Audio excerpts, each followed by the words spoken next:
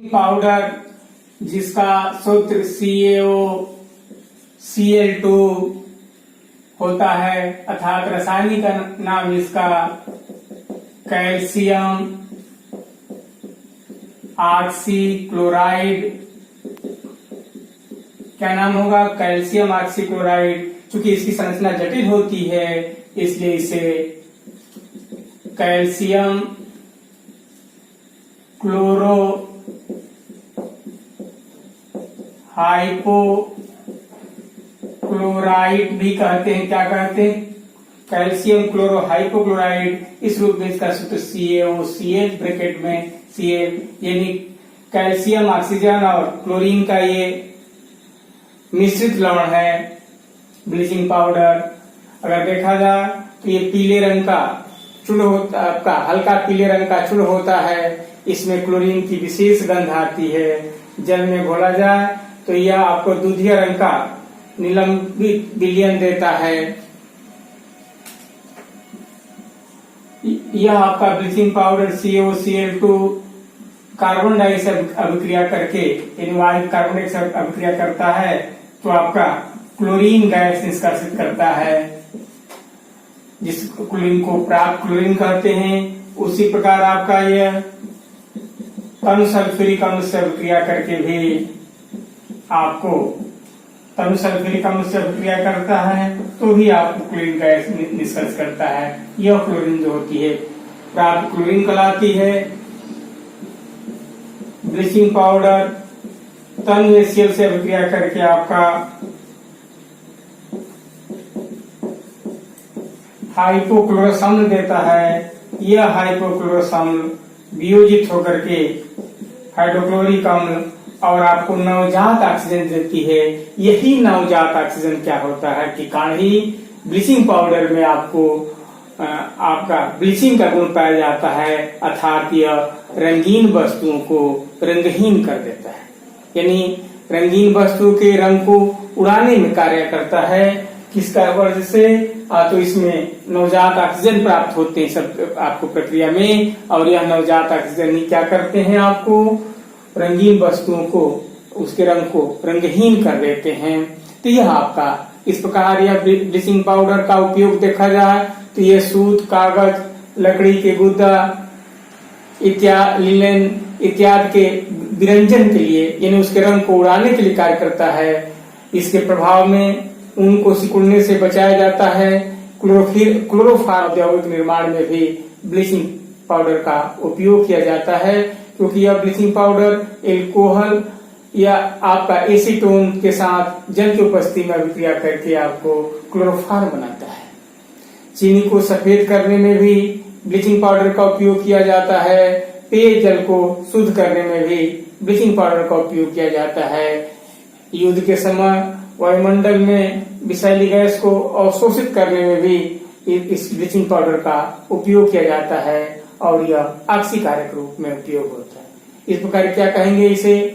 ऊन को सिकुड़ने से बचाने के लिए सूत, कागज, लकड़ी के गुदा, लिनन इत्यादि के विरंजन के लिए इसका उपयोग किया जाता है। आपका पेयजल को शुद्ध करने के लिए इसका उपयोग किया जाता है। क्लोरोफॉर्म के औद्योगिक निर्माण में ब्लीचिंग पाउडर का उपयोग किया जाता है और एथिलीन कोहल के साथ और जल के साथ अभिक्रिया करके यह क्लोरोफॉर्म का निर्माण करता है। चीनी को सफेद करने में भी ब्लीचिंग पाउडर का ऑक्सीकारक रूप में उपयोग किया जाता है। युद्ध के समय वायुमंडल में जब विषैली गैस हो जाती है तो आपका ये ब्लीचिंग पाउडर का उपयोग किया जाता है। इस प्रकार ब्लीचिंग पाउडर एक व्यवहारिक जीवन में प्रयुक्त आपको रासायनिक यौगिक है। अब एक और यौगिक विषय में चर्चा किया जाए जिसे आपका क्या कहते हैं? आप प्लास्टर ऑफ पेरिस कहा जाता है। क्या नाम है इसका? Plaster of Paris. तो इसे प्लास्टर ऑफ पेरिस नाम क्यों पड़ा? क्योंकि आप पेरिस के नजदीक जैसे चट्टाने हैं और जिस प्रकार उसमें सफेद उज्जवल चमक होती है, यह आपका ये भी अगर जल के साथ जमता है तो वैसे ही कठोर पदार्थ यानी वैसे चट्टान का निर्माण करता है जो पेरिस के समीप आपको चट्टाने हैं। और इसी यानी पेरिस के समीप जिप्सम की चट्टानें बहुतायत मात्रा में है और ये जम करके भी उसी प्रकार के आपको कठोर पदार्थ बनाता है जैसे कि आपको पेरिस के नजदीक चट्टानें हैं, इसीलिए इसका नाम क्या पड़ा है आपको, प्लास्टर ऑफ पेरिस पड़ा है। वास्तव में देखा जाए तो ये कैल्शियम सल्फेट के हेमीहाइड्रेट यानी आधे कैल्शियम सल्फेट में जब आधे जल कण होते हैं तो उसी को प्लास्टर ऑफ पेरिस कहा जाता है।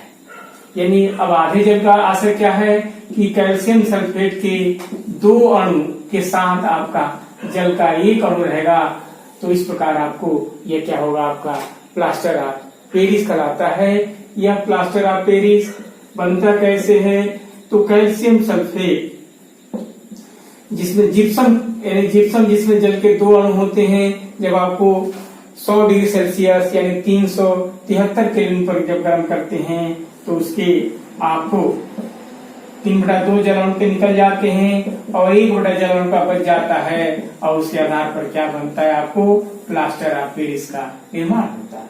यानी जिप्सम को 100 डिग्री टेम्परेचर पर गर्म करने पर ही आपको क्या बनता है, आपको प्लास्टर ऑफ पेरिस प्राप्त होता है, ठीक ना। तो यह प्लास्टर ऑफ पेरिस आपका है और इसका एक प्रमुख उपयोग आपको जब कहीं हड्डियों में मोच आ जाती है, आपको हड्डियां कहीं से टूट जाती है, तो उसको सेट करने के लिए डॉक्टर जो होते हैं क्या करते हैं, वो आपको उस अंग के ऊपर आपको इसके चूर्ण को पानी में घोल देते हैं और पानी में घोल करके ले चढ़ा देते हैं, जिससे यह आपको चूर्ण पुनः क्या होता है, जिप्सम में बदल जाता है जल से अभिक्रिया करके और आपको एक कठोर आवरण का निर्माण करता है, जिससे आपको उस स्थान पर आपको विशेष तरह से तनाव नहीं हो पाता है और हड्डियां आपकी सेट हो जाती है। इस आधार पर आपको ये क्या है, जो प्लास्टर ऑफ पेरिस है जिसमें जल के आधे अणु होते हैं, आपको जल के साथ 3/2 अणु से क्रिया करके और पुनः आपका ये जिप्सम में बदल जाता है और इसके कारण से ही आपको ये हड्डियां जो होती है उसके ऊपर मैंने कठोर आवरण का निर्माण करता है, जिससे वो सुरक्षित रूप से उसके आपको सेट होने में दिक्कत नहीं होती है।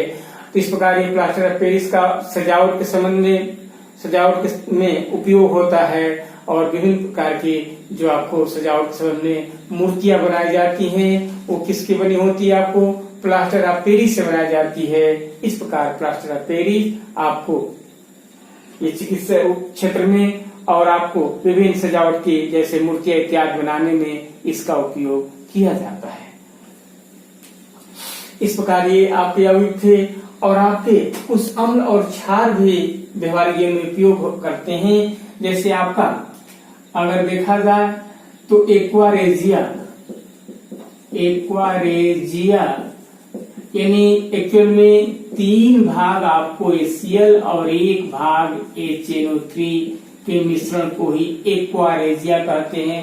ये क्यों एक्वारेजिया कहते हैं कि वो उत्कृष्ट जो धातुएं होती है उसको भी अपने अंदर आपको ये गला लेता है, यानी ये प्रबल संक्षारक प्रकृति का होता है और इसी को अम्लराज कहते हैं।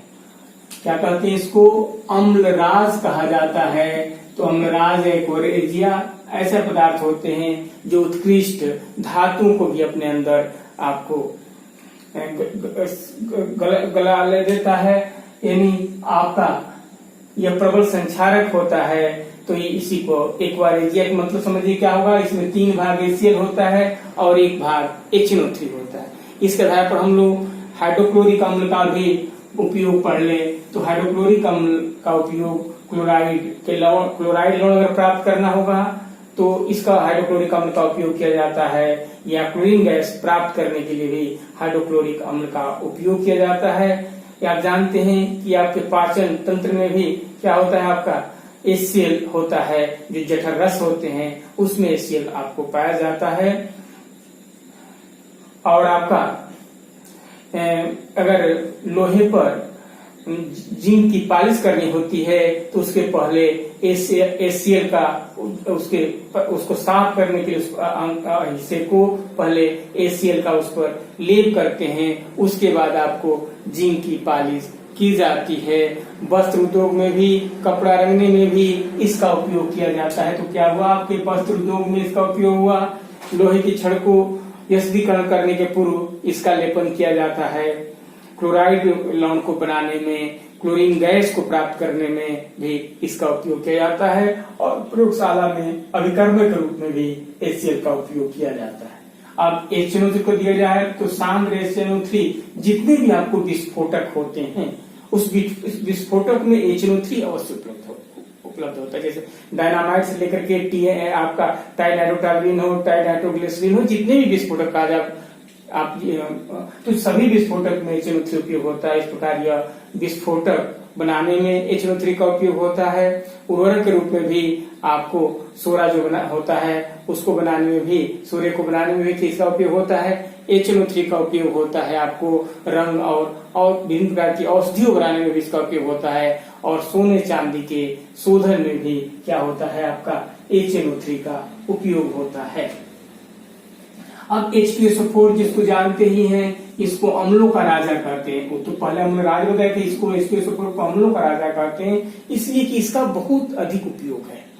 अब जानते हैं एक सामान्य उपयोग आप देखते ही होंगे कि जो बैटरी होती है, जो द्वितीयक आपका सीसा संचालक सेल है, उसमें किसका उपयोग होता है, H2SO4 का ही उपयोग होता है। इस प्रकार आपको उर्वरक उद्योग में, धावन पाउडर बनाने में, प्लास्टिक उद्योग में, कृत्रिम रेशम में, पेट्रोलियम शोधन में भी आपको किसका उपयोग होता है, तो H2SO4 का उपयोग होता है। H2SO4 आपका माने इसके बहुत अधिक उपयोग है, इसी कारण से इसे क्या कहते हैं, अम्लों का राजा कहा जाता है। माने उपयोग अधिक होने कारण से ही, ठीक है। अब हम लोग सोडियम हाइड्रोक्साइड का तो उपयोग पढ़े थे। आपका कैल्शियम हाइड्रोक्साइड के विषय में समझ लिया जाए तो कैल्शियम हाइड्रोक्साइड जिसको चूने का पानी भी कहते हैं, आपको इसका उपयोग आपको दीवारों के पुताई में भी किसका उपयोग करते हैं, तो आपको इसी का उपयोग इसी रूप में उपयोग किया जाता है। इसके बाद जीवाणु विसंक्रमित करने के लिए यानी पौधों के ऊपर भी जो इसका लेप करते हैं, जिससे वो क्या हो जाते हैं, विसंक्रमित हो जाते हैं। तो उसके उपयोग में तो सफेदी करने में, अभी देख रहे थे कि ब्लीचिंग पाउडर बनाने में भी किसका उपयोग होता है आपको, तो कैल्शियम हाइड्रोक्साइड का उपयोग होता है। चमड़ा उद्योग में मिट्टी की अम्लता को दूर करने में भी इसका उपयोग होता है। और जल की कठोरता दूर करने में भी आपको कैल्शियम हाइड्रोक्साइड का उपयोग होता है। एक अमोनिया हाइड्रोक्साइड है NH4OH, तो ये आपका अमोनिया हाइड्रोक्साइड का उपयोग अमोनियम लवण बनाने में यानी खाद इत्यादि के बनाने में भी इसका उपयोग होता है। और आपको क्लींजिंग एजेंट यानी जो फेस वॉश होते हैं चेहरे के लिए जो बनाए जाते हैं, तो उसमें क्या होते हैं, अमोनियम लवण ही होते हैं। बालों की रंगाई डाई में यूज होता है, उसमें भी अमोनियम लवण का उपयोग आपको किया जाता है। और एल्युमिनियम हाइड्रोक्साइड है LOH का होल थाइस, इसका उपयोग विशेष तरह से आपको जो एंटी एसिड होते हैं, तो एंटी एसिड बनाने में भी एल्युमिनियम हाइड्रोक्साइड का उपयोग होता है। और वस्त्र उद्योग में भी एल्युमिनियम हाइड्रोक्साइड का उपयोग होता है। तो ये आपको कुछ